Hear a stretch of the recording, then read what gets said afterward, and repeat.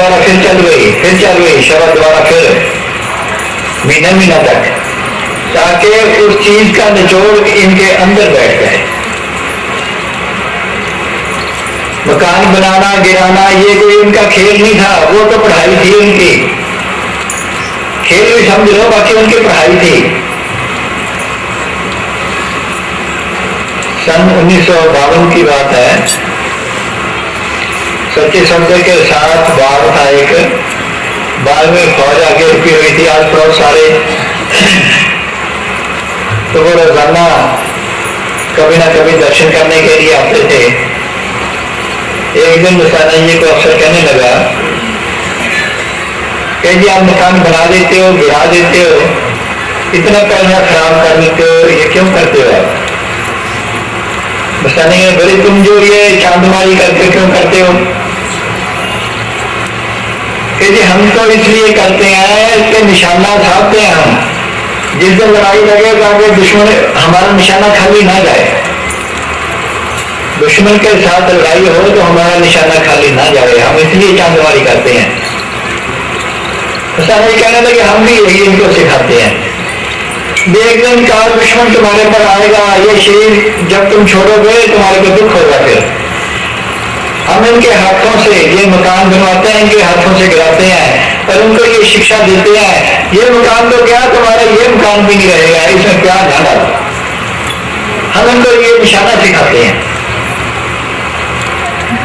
तो उसके लिए करते हो, हम इसके लिए करते हैं भी ये हथियार भी आपको मौके पर काम देगा। जब अंदर से प्यार निकल गया, एक चीज हमने आप खुद बनाई उसमें हमारा प्यार पड़ जाता है, ये घर बार हम क्यों संभाल के रखते हैं, हमारा उनमें प्यार पड़ गया। वो प्यार करवाने के लिए इनके हाथों से बनवाते हैं, वही हम इनके हाथों से गिरवा देते हैं, ताकि इनके अंदर जो चीज है भी मैंने बनाया इतना सुंदर बन गया, वो ख्याल निकल जाए इनका। साधु को किसी डेरे में भेज देना, वो 2 महीना 3 महीना 4 महीना वहां रखते उसको, उसने सब्जी वगैरह लगा देनी, जब फल शुरू हो गया उसको बुला लेना, दूसरे को भेज देना, ताकि इसके अंदर अहंकार ना रहे, ये सब्जी मैंने लगाई थी, मैं तोड़ के बेचूंगा, मैंने इतना पैसा इकट्ठा कर लिया या तुमको बेच दी मैंने। वो अंदर एक मिनट की मतलब चौकसी रखते थे, एक सेकंड की मन की चौकीदारी करते थे वो, ना उन्होंने इधर उधर किया ना करने दिया, ताकि इनके अंदर बाहर मुझे कोई ख्याल ना रह जाए, वो सिमरन रह जाए, मालिक की यादगिरी रह जाए, अपने सदगुरु का स्वरूप रह जाए, बाकी कोई चीज ना इनके अंदर है। इसलिए सब वो कहते हैं बने जो कुछ भजन कर ले यही तेरे साथ जाएगा। वो दौलत उन्होंने वो काम करवा के वो अंदर ऐसी बस गई है चीज सबके अंदर जो पुराने हैं, और सबको सिखाने का मतलब क्या है, रोजाना वही लफ्ज बोलने का क्या मतलब है कि अपने अंदर वो चीज बैठ जाए, ताकि एक दिन वही चीज हमारे काम आएगी, एक सेकंड सारा हमारा काम ना जाए, लक्ष्य में लगता रहे।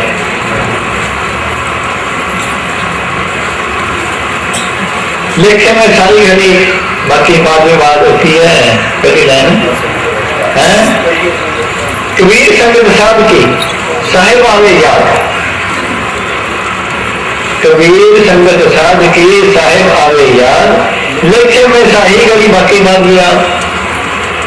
जो साथ संगत में हम बैठे हैं, यही हमारी घड़ी देखे में है, यहाँ से उठ के बाहर जाएंगे, कभी कोई ख्याल आ गया, कभी कोई ख्याल आ गया, हमने ये करना था, मेरा बच्चा बीमार है, वो बाहर तूड़ी पड़ी है, किसी को कोई ख्याल, मेरी बहन बीमार है, वो ख्याल पटके ले जाएंगे फिर। अब यहाँ बैठे हैं तो सदगुरु का ख्याल है, इसीलिए जब ख्याल शुद्ध हो गया तो वो देखे में मोहम्मद साहब का पढ़ाया करते थे पूज्य मस्ताना जी कि जहां उसकी यादगिरी है वहां सदगुरु आता है। अगर मालिक को याद करना है तो कहाँ बैठ, सूफियों के पास बैठ, सूफी हो जो साहब जिसने अंदर से सब कुछ निकाल दिया, एक मालिक यहाँ है वो सूफी है, काले कपड़े पा लिए वो सूफी नहीं है, रंगे कपड़े डालिए वो साध नहीं है। ये तो अंदर एक सतेज है जहाँ का रंग वैसा है संतरी रंग का, वहां जो पहुंचे उन्होंने कपड़े डाल के दिखा दिए, तो हम फकीर बन गए। मैं ऐसे थोड़ा फकीर बनती है, ऐसे थोड़ा सूफी बनता है काले कपड़े डाल दिए, नहीं। जो अंदर से साफ हो जाए वो सूफी है, जहां उसकी याद देने की देना कुछ और दूसरी बात ना हो।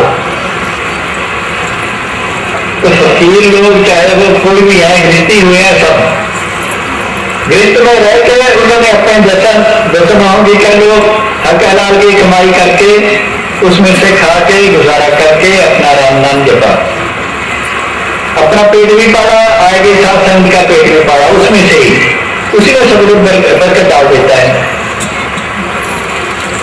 वो हाँ है नहीं करते। हमारा और उनका क्या फर्क है? आदमी वो, आदमी हम, बाल बच्चे उनके, बाल बच्चे हमारे, सारे काम एक से हैं, परंतु करने का फर्क, करने का फर्क है।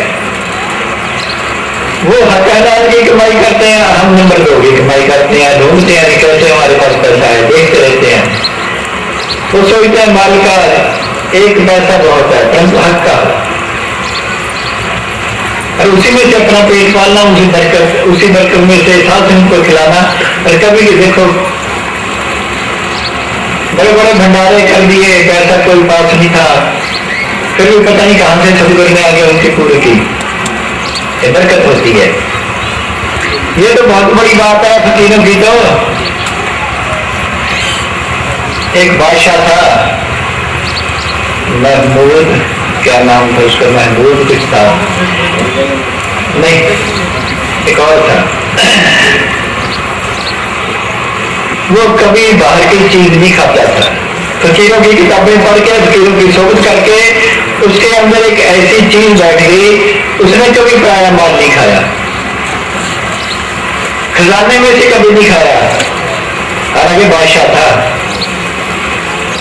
अपने हाथ से कुरान लिख देता, नासिर महमूद अपने हाथ से कुरान लिखता, डॉक्टर को भेजता, विदा इसको बेच गया। परंतु ये नहीं कहना बादशाह के हाथ लिखता है, ये कहना बेचना है, बोली लगानी है, या कह देना होका देना है, इतने कोई पैसे दे दे लेके आ जाना, ये नहीं कहना बादशाह ने भेज दिया है।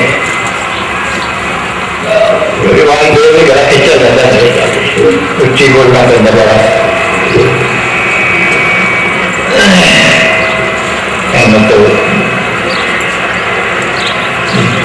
तो किसी में पैसा दे देना तो लेके आ जाता, उसी में से गुजारा करता। उसने अपना एक स्पेशल नौकर रखा हुआ था। उन दिनों में सड़कें वगैरह, मोटर गाड़ियां वगैरह तो होती थी, तो संदेशा आया नौकर के गांव से, दूर का था वो नौकर, 2-3 महीने लग जाते संदेशा आते आते, विजय को घर पर आया। तो नौकर कहने लगा बादशाह को कि बादशाह सलामत मेरे को घर पर आया, जरूरी काम है। बादशाह कहने लगा तेरी तनख्वाह जो है कई महीने की, कई साल ही हो गए, और मेरे पास सब है नहीं, कुछ दिन और रुक जा, तो पैसे हो गए तेरे को मैं देके भेजूंगा। हाँ तो खजाना है मेरे पास, खजाने में से मैं दे नहीं सकता, क्यों? तू मेरा पर्सनल नौकर है, उसमें से मैं देगा नहीं। जो हक की मेरे पास है उसमें से जो कुछ बचेगा मैं तेरे को दे दूंगा, कुछ दिन और रुक जा। वो रुक गया। आखिर कहने लगा बादशाह मेरे को जाना पड़ेगा। तो बादशाह कहने लगा अच्छा भाई ऐसे कर, मेरे पास 1 रुपया है हक हलाल का, यही ले जा, अल्लाह इसी में बरकत डालेगा। अब वो सोचता है अभी 1-2 साल हो गए, 1 रुपया मैं लेके जाऊंगा, क्या मैं बच्चों के लिए लेके जाऊंगा, क्या मैं रिश्तेदारों के लिए लेके जाऊंगा। फिर उसने क्या किया, उस इलाके में अनार थे, अनार बड़े सस्ते थे, आम ही होते थे उस टाइम। 1 रुपए के अनार खरीद लिए, तकरीबन 100 आ गया अनार, उसने फंड बंद गया, अपना चुटपुटाल चला गया। जाते जाते कई दिन के बाद रास्ते में 1 ऐसी बादशाही आई उस राजे की औरत बीमार थी, रेगिस्तान का इलाका।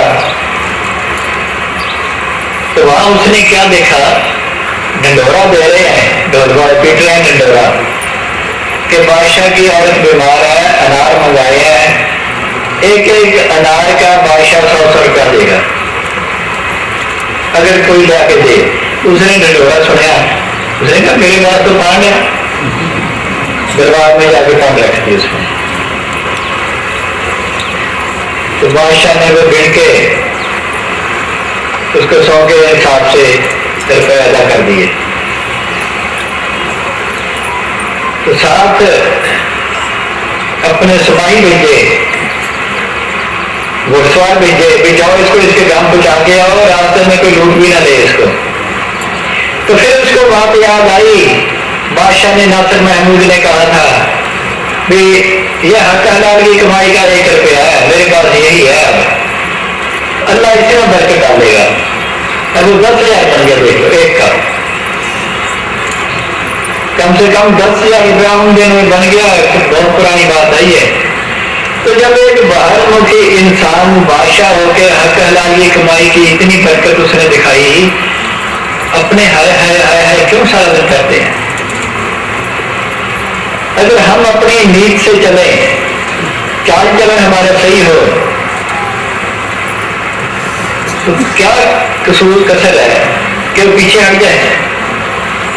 जब एक गरीब को 10,000 रुपया 1 रुपए के बदले दे सकता है, क्या वो इतना नादान है हमारी नहीं सुनेगा क्या वो? परंतु सबर नहीं है। सबर कहां से लेके आए? हक हलाल की कमाई घाल खाए, पानी में भी यही लिखा है, घाल खाए कि छत्तों दे नानक राह पिछाने से, कि जो दर्शन आपके किर्त करके हक हलाल की कमाई करके आप भी खाता है और आएगा का पेट भी पालता है, उसमें बरकत ही बरकत है, मार के डालता है। नानक राह पिछाने से मालिक का नाम जपने के काबिल वो बनेगा, बाकी नहीं। जिसका हिंदा खा खा के काला हो गया, मैला हो गया, तेरी खाली मेरी खाली, तो संस्कार तो चढ़ेंगे चढ़ेंगे। गिरी का टुकड़ा बुरा नौना उंगरदार, भजन करता ऊपरे नातर काढ़े आए। गृहस्थी कमाई करता है, अगर हम उसका खाएंगे तो हराम का माल नहीं है। नौना उंगरदात भजन करे ताऊकरे नातर काढ़े आए। नहीं तो जैसे दोनों उंगली दांत पेट में खड़े हो जाएंगे, फिर पेट में कीड़े पड़ते हैं, किसी के पेट दुखता है, किसी का कुछ होता है, किसी का कुछ होता है। क्यों पढ़ाया खाया? भजन देना करना पड़ेगा, उसके लिए देना पड़ेगा।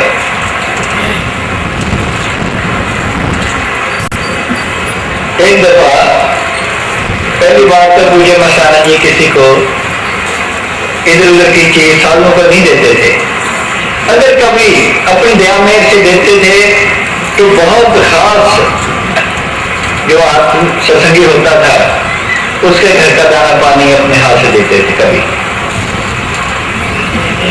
एक खास प्रेमी कोई मिठाई लेके आया, मिठाई का ड्राई फ्रूट थे, पिस्ते वगैरह जो होते हैं, गुलाब वगैरह, तो पूजे मस्ताना जी अपने हाथ से बांट रहे हैं, सालों को खास खास को बांट रहे हैं। तो साथ दे रहे हैं, साथ कह रहे हैं अभी इसका बदला देना पड़ेगा, इसका बदला देना पड़ेगा। एक साधु था पहलवान, वो चोड़ा छोड़ गया, फिर खाना रहा करता था, तो कहने लगा साईं जी ये तो आप अपनी मेहर से अपने हाथ से दे रहे हो, इसका बदला भी देना पड़ेगा। मस्ताना जी कहने क्यों, हराम का माल है? कानों से सुनी बात कर रहा हूं मैं, क्यों हराम का माल है? अगर कोई खास से लेके आए तो उसका बदला खास से देना पड़ेगा, अगर कोई प्रेम से लेके आए तो प्रेम का बदला प्रेम देना पड़ेगा, देना जरूर पड़ेगा। अगर किसी खास से जो लेके आया तो उसका बदला देना पड़ेगा, खास की भी फिर उसकी पूरी करनी पड़ेगी। अगर कोई प्रेम से लेके आए तो प्रेम का बदला प्रेम देना पड़ेगा, देना जरूर पड़ेगा। तो बात ही खत्म कर दी उन्होंने। तब उन्होंने कहा है गिरी का टुकड़ा बुरा, परंतु इसमें और फर्क है थोड़ा। जो नाम वाले जीव होते हैं परंतु हक हलाल की कमाई हो, ऊपर दरगाह में उनका खाता एक हो जाता है, फिर दो नहीं रहते। अगर कोई गलत काम करेगा वो तो अलग रहेगा, परंतु उस उनके वचन के मुताबिक अगर हक हलाल की कमाई हो फिर उनका खाता सदगुण एक रहता है। गए देखो पेट तो सबके लगा हुआ है, पेट में 2 रोटी देनी देनी है। जो आदमी उस चीज को स्वाद लेके खाएगा उसका बदला उसको देना पड़ेगा। जो उस चीज को ये समझेगा कि मैंने पेट में जो रोटी भरा इसको देना है, वो सादा लो अपना खाओ पेट पर।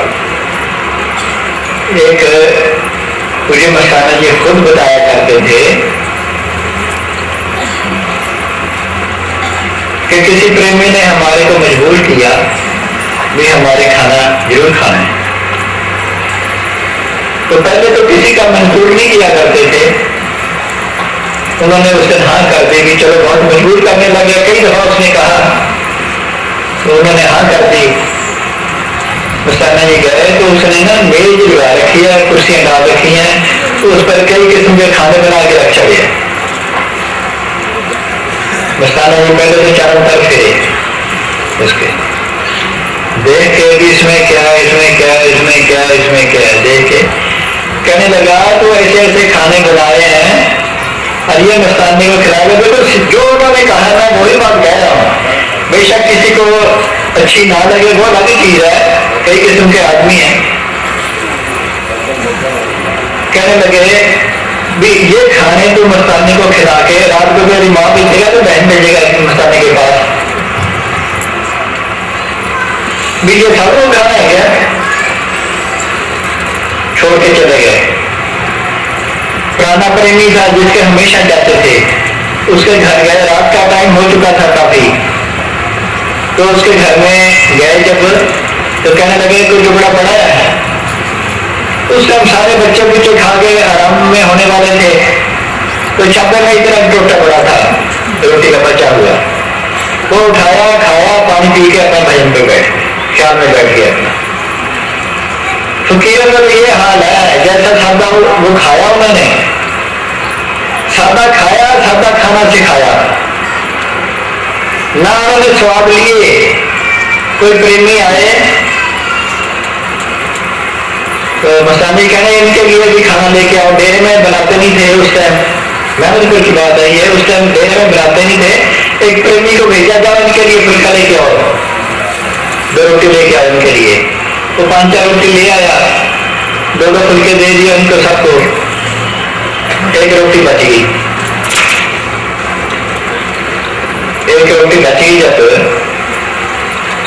वो प्रेमी कहने लगा साईं जी आप भी ले लो। थोड़ा थोड़ा टुकड़ा जो सेवादार थे इतने इतने टुकड़ा उनको कह दिया भी इसको दे दो। तो जो वो रोटी लिया चुपड़ के देसी घी लगा हुआ था, तो आम बागरी लोग बिश्नोई लोग हैं वो देसी घी आम आप भी खाते हैं, दूसरा तो इस्तेमाल करते हैं। चुपड़े हुई रोटी का पर्दा जो था वो उतार दिया, इतना टोटा देके वो खा लिया। तो कहने लगा साईं जी देसी, उसने सोचा भी शायद इसलिए पर्दा उतार दिया भाई दूसरा घी लगा हुआ। कहने लगा साईं जी देसी घी से चुपड़ा हुआ है। मस्ताना भी कहने टूटे घोड़ा देख देगा, घोड़ा घोड़ा गिरा देगा। पर्दा उतार के चुपड़ा हुआ, सूखी रोटी अंदर से निकाल के वो इतना टोटा खा लिया, बस इतना 2 बाकी बांट दिए इनको। साईं जी देसी घी लगाया है। कहने लगा ना पुत्र घोड़ा घेर देगा। कि साईं जी थाने भी घोड़ा घेर देगा। देखो कितना ख्याल रखते थे इस चीज का, कि साईं जी थाने भी घेर देगा, कि मन का क्या भरोसा है। बेपरवाह 2 जहान का मालिक, क्यों ऐसी बात की उन्होंने, क्या उनको घोड़ा गिरा देता क्या? नहीं, हमारे लिए भी तुम सोच समझ के काम करना, हमारी नकल करोगे तो ऐसी करना। नकल हम करते हैं परंतु और तरीके की। एक दफा सन 76 की बात है, 1976 की, आनंदपुर साहब पंजाब में जहाँ सिखों का या गुरु गोविंद सिंह का बड़ा गुरुद्वारा है, वहां चले गए, उनके सब साथ थे। तो बात तो काफी लंबी चौड़ी है। भाई जी ने मैंने बात उनसे की कुछ, तो उन्होंने मांस शराब पर बात ले आए, मांस पर खासकर। मैंने उनको टोक दिया कि आप तो प्याज यकीन अभी गुरु साहब ने मांस खाया।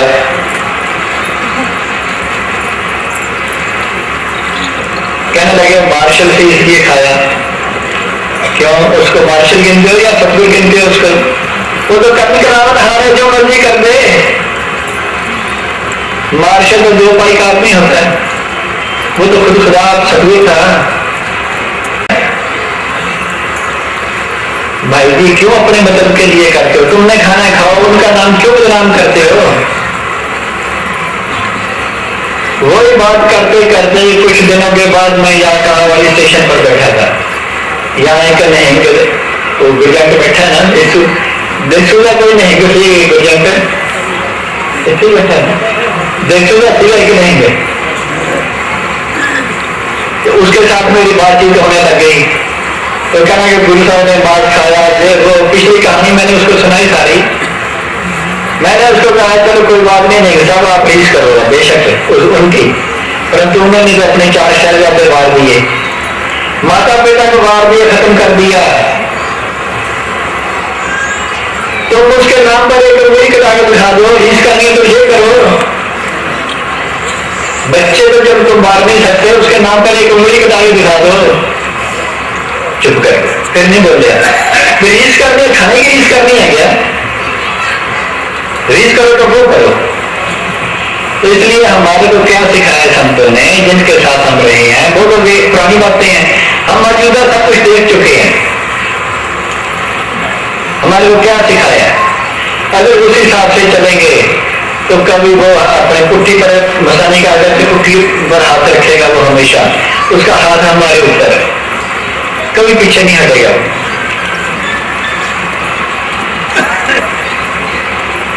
तो हम खाने पीने में मस्त हो जाते हैं। प्रेमियों का प्रेमियां खा लो भाई, जैसे अब हमारे से कह रहे हैं सारी, जो दरिया में फेंक दी थी उन्होंने मारा। गुरु साहब ने, गुरु गोविंद सिंह जी ने जितना पूजा का धन था, उन्होंने क्या मेरे बच्चे या पीछे कोई खा ना जाए, ये पाप है, जहर है। भाई गुरदास जी ने क्या है, त्यों धर्मशाल की झाक है व्यो खंड पाठ के धर्म स्थान पर जो पूजा का धन आता है वो किस बराबर है? जो खंड पाठ अंदर जहर है, ऊपर शुद्ध कोटेड है, कह लो मीठी लगती है, जैसे गोली कुरान की गोली होती है, ऊपर मीठा चढ़ा दो उसके तो खाने को तो मीठी लगेगी, परंतु अंदर उसके जहर भरी है। पूजा का धन इतना खराब है, अंदर जहर है, बाहर से माया अच्छी लगती है। अब उनसे बात करो तो कहेंगे वो जो गुरु गोविंद सिंह ने बाहर होगी थी हमारे लिए खिलाई थी कि तुम खाना पीछे, वो जो असलियत है उसको गुम कर दिया, दूसरी तरफ ले गए, असलियत गुम कर दी। क्यों धर्मशाला की झाक है जो खंडपाल भाई गुरदास ने किया, जो उधर देखेगा जहर खाएगा सीधी। इसलिए उन्होंने हक हलाल की कमाई पर जोर दिया है। जो हक हलाल की कमाई करके नहीं खाता वो भजन भी नहीं कर सकता, उसकी याद बन ही नहीं सकती। क्यों? जब हृदय ऊपर मैल चढ़ गई है दूसरी, तो मालिक को कब याद करेगा? अब मेरे को एक बात देखो, फौजी साहब हमारे पास आते हैं, ये बैठे सामने, खड़े होकर दिखाना जरा, खड़े होना 1 मिनट। 4-5 दिन हो गए ये हमारे पास आए, 6 साल हो गए इस डेरा बने को। इन्होंने कभी वो बात नहीं की जो 4-5 दिन पहले इन्होंने एक बात की है मेरे सामने, तो मेरे को बहुत अच्छी वो बात लगी। क्यों? इन्होंने जमीन लिया उधर राजस्थान में, मोहनगढ़ साइड में उधर। ये कहने लगे मेरा भाई उधर रहता है, मेरे को जाना पड़ता है वहां उधर, कि उधर का वातावरण इतना शुद्ध है, इतना शुद्ध है कि धक्के से ना तो किसी से फालतू बात होती है, ना तो फालतू आदमी है। उधर चिड़ी परिंदा सुबह शाम ऐसे मिलते हैं, मालिक की कुदरत इतनी सुंदर लगती है वहां। धक्के से ख्याल बनता है मालिक का नाम जपो, मालिक की बंदगी करो, मालिक की बंदगी करो। बताओ 6 साल पहले बात क्यों नहीं कही इन्होंने? यही फौजी साहब हमारे पास पहले भी आते थे, अब वहां गए तो क्यों बात कही, एकांत में बैठे, हृदय शुद्ध हो गया, अपने घर की रोटी खाई, अपने हाथ की रोटी खाई, हृदय शुद्ध हो गया, ख्याल अपने आप शुद्ध हो गया। हृदय किस्म की जमीन है, हृदय जो है ये जमीन है किस्म की, जितनी अच्छी होगी उतना ही अच्छे विचार पैदा होंगे। जैसे अच्छी जमीन में अच्छी फसल पैदा होती है, जितना हृदय शुद्ध होगा उतने अच्छे विचार पैदा होंगे। तो सामने मिसाल मैंने उस दिन देखा, उस दिन की बात मेरे को याद है कि देखो कितना फर्क पड़ गया उस बात का। हमारे क्यों नहीं याद आता, हमारे हृदय देखा खा के हो। एकांत हम करते नहीं, कभी यादगिरी में बैठते नहीं, जगह जगह टू टू टू टू हो रही है, सड़कें चलती हैं, पी हो रही है, कभी एकांत कहाँ मिलती है। शहरों में रहना है, एकांत करके आए तो कितना हृदय शुद्ध हो गया, कैसी बात उन्होंने सुनाई। इतना फर्क है बंदगी करने वालों का या बंदगी करने का, अकेले रहने का, मालिक की यादगिरी करने का, इतना फर्क है।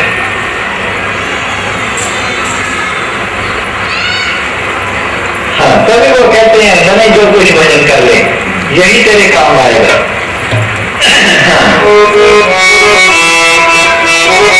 मस्ताना जी ने हर एक चीज का निर्णय इस तरीके से किया है, गुंजाइश छोड़ी नहीं किसी बात की। एक बाबूराम सुनारा था लुधियाने का, तो उसके पास कोई सोना बेचने के लिए लेके आया, तो कहने लगा धर्म करने होते हैं ना अलग अलग, वो स्पेशल तकरीबन होते भी हैं अपने पास भी आजकल। तो पहले एक स्पेशल ही होता था उसके लिए दुकान, बिल्कुल धर्म करने से इसका भजन करवा दिया, मैं तेरे को पैसे दे दूंगा, ये अपना भी बीच में से निकल जाएगा। ये ना कहे भी इतना सोना था, इतने कम दे दिया, मेरे को तोड़ दिया। तो धर्म करने से वो भजन करवा दिया। उसने फिर अपने कंधे पर पट्टी पकड़ ली, अपने कंधे पर रख के देखी है, वो सोना ज्यादा था और कंधा उसका बिल्कुल सही था। उसने 2 बार देखा, वो सोना ज्यादा था। जो धर्म करने के हिसाब से पट्टी बनी हुई थी उसने पैसे दे दिए। मेरा क्या कसूर है, धर्म करने वाले का कसूर है, मेरा थोड़ा ही है। उसने उसके हिसाब से पैसे दे दिए। और जब सत्संग पर सच्चे शब्द आया मस्ताना जी के पास, तो मस्ताना जी कई आदमियों की संगत खड़ी थी, तो उसने सोचा मैं आगे होकर धंधन पर नारा लगाऊं। जब वो आगे होकर नारा लगाने लगा तो मस्ताना जी ने पीठ कर ली, दूसरी तरफ मुंह कर लिया। तो उसने कुदरती सोचा मैं बात करते करते मुंह इधर कर लिया इन्होंने, तो दूसरी तरफ आगे हुआ तो उन्होंने मुंह इधर कर लिया। 2-3 दफा उसने चक्कर काटते मस्ताना जी पीठ कर लिया बात करते करते।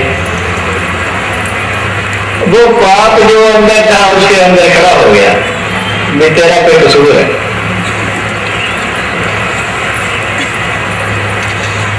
थोड़ी देर हुई, उसको अलग ले गए कि अब चोर अब तो ठगी भी करने लग गया। उसको बोल रहे कि चोर अब तो ठगी भी करने लग गया, बस कांपने लग गया। उसी टाइम कांपने लग गया, माफी मांगने लग गया। समझ कहने लगे पहली बात तो ये है कि मेरा क्या कसूर, उसका फिर तू टोलिया क्यों, फिर तू टोलिया क्यों, देखो अंतर्याम नहीं घट के पिता टोलिया क्यों।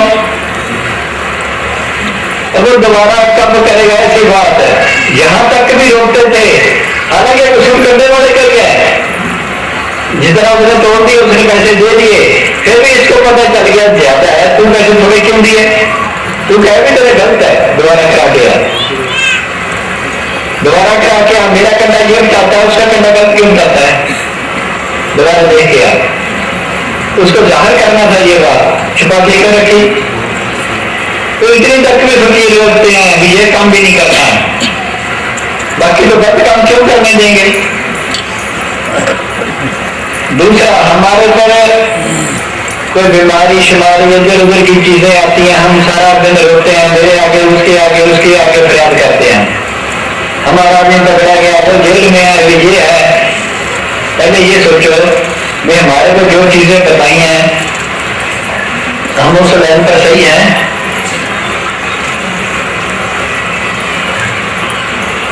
जब फकीर नाम देते हैं तो पहले ये कहते हैं कि कोई गलत काम करोगे दंड मिलेगा, फिर ना कहना हमारे को ये 3 असूल ना तोड़ना, मांस का, शराब का, परिस्त्री का, ये 3 असूल हैं, इनको संभाल के रखना, असूलों पर चलना। अगर कोई तोड़ेगा तो दंड तो मिलेगा ही मिलेगा उसको। कोई भी भाई कोई असूल तोड़ेगा किसी भी तरीके से कभी भी उसको दंड मिल सकता है।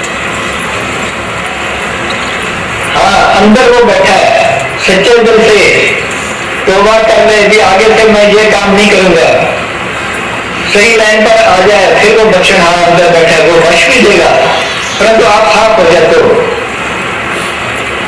बख्शावी में अंदर से प्रयास नहीं करे झूठे तरीके से, क्या वो अनजान है क्या जो अंदर बैठा है? हम प्रयास कर रहे हैं, हमारी तो बात मिनट मिनट की बात सुन रहा है, वो देख रहा है ये क्या कर रहा है क्या नहीं कर रहा है। कोई छुपी बात है उससे ठगी नहीं होगी। दुनिया से ठगी कर लेंगे, उससे ठगी नहीं होगी। सौदा करिए सच का भावे बाल हो गए अनजान, लेखा पैसे भी लगा दे जो बड़ी वैसी जान। वो तो जानता है, घटघट की जानने वाला है। अगर हम सच्चे दिल से उसके आगे माफी मांग लें तो हमारी बख्श दे, हमारे को गुनाह माफ कर दे। हम ऊपर से कहते हैं अब छोड़ देंगे, हम ये कर लेंगे। अगर उसूल कायम है तो हवा किसी को तत्ती नहीं लग सकती, किसी को कुछ नहीं हो सकता। जब असूलों से गिरेंगे तो दंड मिलेगा ही मिलेगा, कुछ कितना ही कर ले आदमी, चाहे कभी भी कैसा भी मिले, चाहे मिलेगा उसको सजा जरूर मिलेगी। ये उनका वचन है, पहले कह देते थे। हाँ, बख्शना है। अगर कोई सच्चे दिल से वापस माफी मांग ले भी ये मैं छोड़ दूंगा, अब नहीं करूंगा, हो सकता है वो छुटकारा भी कर दे। तो असूलों पर कायम रहो अपना। कहा है वो सरपंच नहीं?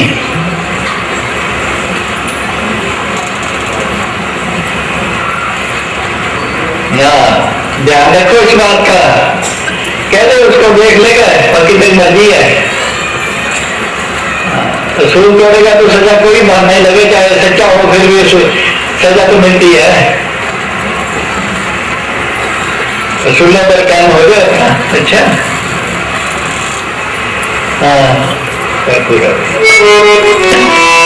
नहीं चलेगी, शांत नहीं चलेगी कोई भी। जब वो सामने आ गया सब शामिल भूल जाता है फिर इंसान। बस अपना ख्याल रखो सच्चाई पे, भजन पे, बाकी काम दुनिया के हमने करने हैं, पेट पालना है, वो चलता रहे, चलता रहेगा अपने आप ही। ये अवसर दोबारा नहीं मिलेगा, बाकी हर चीज मिल जाएगी, परंतु ये जन्म दोबारा नहीं मिलेगा, ये चीज नहीं मिलेगी फिर दोबारा, तो चलेगा। हाँ चलो चलो चलो देता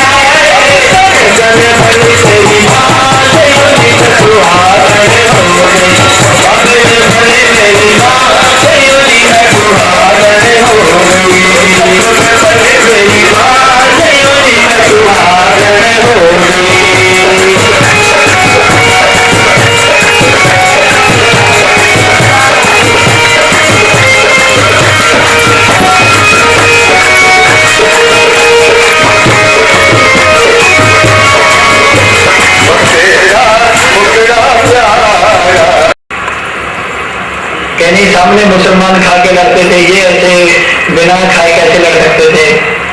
मैं क्या मुक्तसर में जब लड़ाई हुई वहां गुरु गोविंद सिंह ने कुछ खाने को दिया नहीं था। उस टाइम भूखे हमारे बेदावा देख के आ गए, क्या वहां नहीं दे सकता था क्या वो खाना? वो जंगल नहीं था क्या? वहां मांस नहीं खा सकते थे? फिर गुरु नानक साहब ने लिखा है, जेरत लगे कपड़े जामा है पुलिस, जोरत पीवे मानसा तन के निर्मल जी। अगर कपड़े को थोड़ा सा खून लग जाए तो कपड़ा मैला हम धोते हैं, इसको पानी लगा के खून लग गया उसको साफ करो। जो आदमी मांस खाएगा खून अंदर जाएगा उसका हिंसा शुद्ध करके रहेगा। कहने लगे वो और बात थी। मैं क्या क्यों गुरु नानक साहब और गुरु गोविंद सिंह में क्या फर्क है? जब हम गिनते हैं भी जोत एक ही काम कर रही है तो जो गुरु नानक साहब ने हुक्म दे दिया वो गुरु गोविंद सिंह को मानना हक नहीं है क्या?